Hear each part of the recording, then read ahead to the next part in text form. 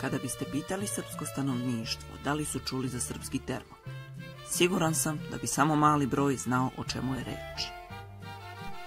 Kada se 1804. godine ustanak proširio po većem delu beogradskog pašaluka, Jakov Nenadović je sa svojom vojskom opseo grad Šabac. Zvornički paša Mehmed Vidajić je krenuo iz Bosne u pomoć opkoljenim Turcima. Turke je kod manastira Čokešina trebala da dočeka udružena srpska vojska i da Turke spreči da dopru do Šapca. Srpsku vojsku predvodili su Harambaša Đorđe Ćurčija, braća Nedić i Jakov Nenadović sa manjim delom vojske.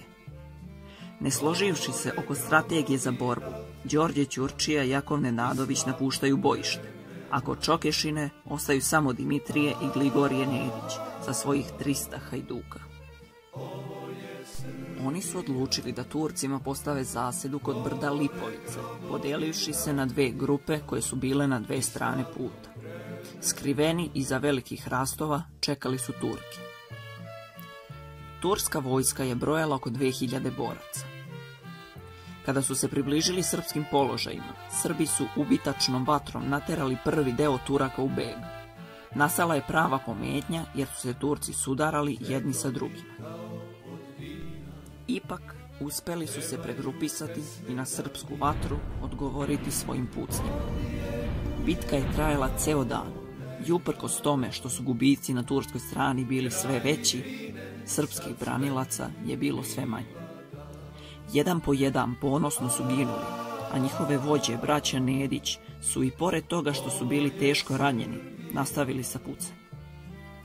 Turci su ipak sa velikim gubicima uspeli da osvoje južnu grupu, dok se severna grupa zajedno sa Nedićima još uvek držala. Tek predveče, kada je severna grupa bila desetkovana, pao je i taj položaj.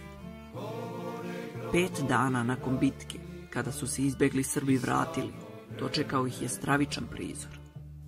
Iskasapljena tela braće Nedić i njihovih 300 hajduka, kao i manastir koji je spaljen.